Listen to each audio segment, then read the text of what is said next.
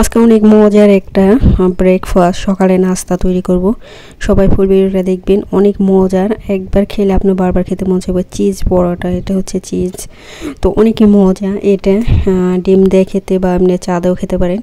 তো আসসালামু আলাইকুম ফ্রেন্ড, সবাই কেমন আছেন? আশা করি আল্লাহর মধ্যে সবাই ভালো আছেন। আমি আলহামদুলিল্লাহ অনেক ভালো আছি। তো যে যেখান থেকে আমার ভিডিওটি দেখছেন সবাইকে জন্য অভিনন্দন ও স্বাগতম। সবার জন্য অনেক অনেক দোয়া ভালোবাসা রইল। তো ফার্স্ট আমি একটা কিছু ময়দা মেখে নিয়েছি। এখন আমি একটা ডো তৈরি করে রুটি বেলে নিব। তো সবাই ফুল ভিডিওটা দেখবেন, ছোট্ট একটা ভিডিও, প্লিজ কেউ টেনে টেনে ভিডিও দেখবেন না, একদিন পর পর ভিডিও দিই। তো সবাই ফুল ভিডিওটা দেখবেন, আশা করি সবার কাছে অনুরোধ থাকবে সবাই লাইক দিবেন। আমি সবাইকে লাইক দিই, সবাই লাইক দিয়ে দেবেন, লাইক দিয়ে ভিডিওটা দেখবেন। তখন আমি রুটিটা বেলে নিলাম। দেখুন, প্রথমে একটা পাতলা করে রুটি বলে নেবেন, সমান সমান, একবারে পাতলা, বেশি না, মোটা হলে চলবে না, কারণ বেশি মোটা হলে কিন্তু এটা মানে ভিতরটা সিদ্ধ হবে না। সেজন্য আপনারা একটু পাতলা, যত পাতলা করতে পারেন তত ভালো আর কি। তো আমি একেবারে পাতলা করে নিতেছি। দেখুন, পাতলা করে নিলে অনেক বেশি মজা হবে, আর মোটা রুটি খাইতে বেশি ভালো লাগে না। তো এই যে দেখুন আমার তৈরি হয়ে গেছে। তা আর এখানে দুইটা চিজ নিয়েছি। দেখুন, এটা আমি এখন খুলে ভেঙে তারপরে কি করি দেখতে থাকুন। ফুল ভিডিওটা দেখবেন, সবার কাছে বারবার বলতেছি, অনুরোধ করতেছি, কেউ টেনে টেনে ভিডিও দেখবেন না। তো এই যে দেখুন, পরে দুইটা খুলে নিলাম। এখন আমি দিয়ে দেব। তো এটা ভেঙে নিব। এটা কিন্তু নরম অনেক, এটা আমরা রুটির সাথে মিলিয়ে তারপর চা দিয়ে ভরে ভরে খাই। তো এটা আমি রুটির ভিতরে ভরে দিয়ে দেব। এখন এটাও নরম করে নিলাম। দেখুন, এবার রুটির ভিতরে দিলে নরম করলে এটা কিন্তু যখন আবার ইয়ে দেবো, তাওয়ায় ভাজবো, ভিতরটা পুরো দিকে গলে যাবে, পুরো রুটির সাথে মিশে যাবে একবারে। তো এখন আমি ভালো করে মেখে নেব রুটির ভিতরে। এভাবে যদি আপনি খান দেখবেন এটাই পরোটা অনেক মজা, আর এটা অনেক পুষ্টিগুণ এটার ভিতরে। এটা আপনারা ছোটো বাচ্চাদের টিফিনও দিতে পারেন, বা সবাই খেতে পারবে, ছোট বড় সবাই। তো ওই আমি আগে থাকতে একটা রুটি পাতলা করে বেলে নিচ্ছি। দেখুন, এখন আমি এটা উপর দিয়ে দিতেছি, উপরে দিয়ে ভালো করে একবারে মিক্স করে নিব, একবার এটার সাথে মিশিয়ে নিব।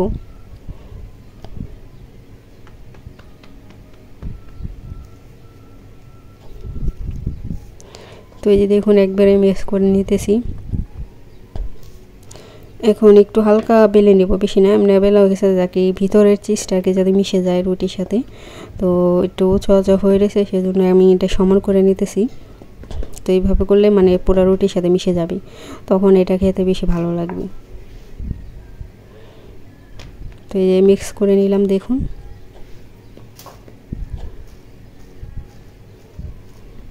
খুবই মজা এটা। এই পরোটাটা খেতে আপনি চা দিয়ে খেতে পারেন, তরকারি দিয়ে খেতে পারেন, গোস্তের তরকারি অথবা ভাজিটা, সব কিছু এ টু জেড সব কিছু দিয়ে খেতে পারবেন। তারপরে এটা আমি এখন একটু নকশি করে নিব, মানে একটু সৌন্দর্যের জন্য একটু চারিদিক দিয়ে ভেঙে দিলাম। আপনারা সেগুলো এটা না করে পারেন, এমনি ভাজতে পারেন তেলে। তবে এটা তেলে ভাজতে হালকা তেল, আমি বেশি তেল দেবো না, কেড়ে হালকা তেল দেবো, কারণ তেল খাওয়া স্বাস্থ্যের জন্য ভালো না। আমি এতে বেশি তেল খাই না, তো আমাদের ফ্যামিলি কেউ তেল খায় না। আমরা সব তেল মশলা তারপর ঝাল এগুলো কম খাই, কারণ এটি স্বাস্থ্যের জন্য ভালো না। যত ঝাল বা তেল কম খাবেন তত বেশি বাঁচবেন, আর রোগবালাই কম হবে। যত তেল ঝোল মশলা জাতীয় জিনিস বেশি খাবেন, শরীরে তত বেশি রোগ বাসা বাঁধবে। তো এই যে দেখুন আমি একবারে সব কিছু উপরে একটু বলটে নিয়েছি।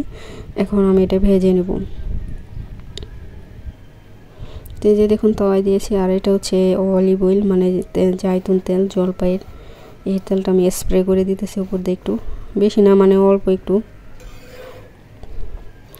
উপরে, অল্প অল্প, যাতে একটু মানে বেশি নেই, অল্প তেলে। তো উপর দিয়ে তেল ব্রাশ এটা ব্রাশের মতনই আর কি, স্প্রে করা যায়, স্প্রের মতন তেলেরই পাওয়া যায়, যেমন আমরা সেন্ট দেই না, সেন্টের মতো পারফিউমের মতনই এটা তেল। তো এই যে দেখুন আমি এখন এটা ভালো করে ভেজে নেব।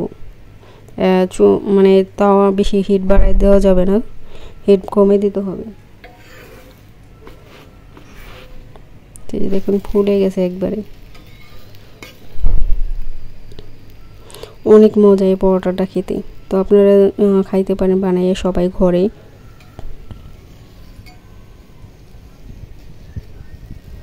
তো এই যেভাবে আমি ভেজে নিতেছি ধীরে সুস্থে, আর ফুলছে কত দেখুন। আস্তে ধীরে ভাজতে হবে, যেহেতু এটা ডবল রুটি আছে। যেহেতু আমি বেশি মোটা করিনি এটা। তারপর আমার রুটি ভাজা হয়ে গেছে। এখন আমি ডিম ভাজবো রুটি দেখানোর জন্য সবাই, বাড়ির সবার জন্য। এটা আমি ডিমের করব, ঝুরি করব, মানে যে ডিমের বুজিয়া বলে অনেকে, ডিমের বুজিয়া। তো যেখানে আমি রসুন কুচি আর হচ্ছে পেঁয়াজ কুচি দিয়েছি, সাদা পেঁয়াজ। তো এটা আমি ভেজে নিতেছি তেলে ভালো করে ধীরে সুস্থে ভেজে তারপর আমি ডিমটা দিয়ে দেবো।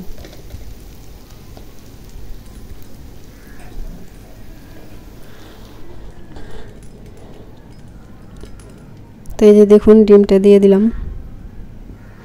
এখন দিয়ে দিব তেলের ভিতরে।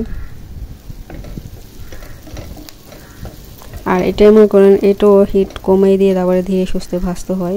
আর বেশি যদি আপনি পাওয়ার বেশি ডিম কোনো সময় চুলার পাওয়ার বেশি দিয়ে ভাজবেন না, তাহলে শক্ত হয়ে যাবে। আর ডিম শক্ত ডিম খেতে ভালো লাগে না, নরম একটু নরম সফট থাকবে ওই ডিমটা খেতে ভালো লাগবে বেশি।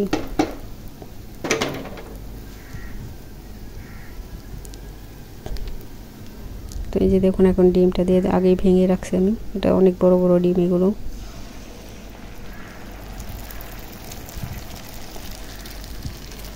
তো এই যে দেখুন সবটি দিয়ে দিলাম 5টা ডিম এখানে।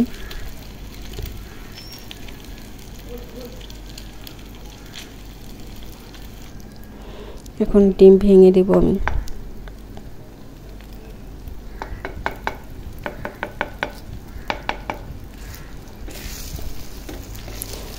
তো এইভাবে তো যারা যারা আমার নতুন আমার ভিডিও দেখছেন, আমার ভিডিওটা দেখে একটু যদি ভালো লেগে থাকে কোনো অংশে, তো আপনারা সাবস্ক্রাইব করে দিবেন এবং বেল আইকনটা বাজিয়ে দিবেন।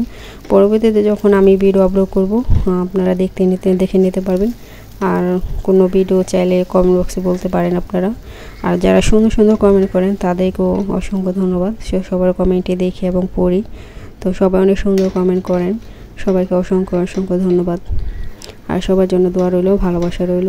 সবাই যেন একদিন আল্লাহ সাফল্য দান করে, সবার যেন মনে আশা পূর্ণ করে। কারণ ইউটিউবে কাজ করে যারা কাজ করে মানে অনেক স্বপ্ন নিয়ে করে, তারা তারা সবাই একটা আশা আছে যে একদিন ভাইরাল হবে, ঠিক না? সবাই ভাইরালের আশায় কাজ করতেছে। তো আল্লাহ যেন সবারই মনে আশা পূর্ণ করে দেয়। তো আমি সবার জন্য দোয়া করি। সবাই অনেক কষ্ট করে ভিডিও বানায়, আমি জানি। আমি যেহেতু বানাই ভিডিও, আমি জানি কতটা কষ্ট। আর যারা বানায় তাদেরও অনেক কষ্ট হয়।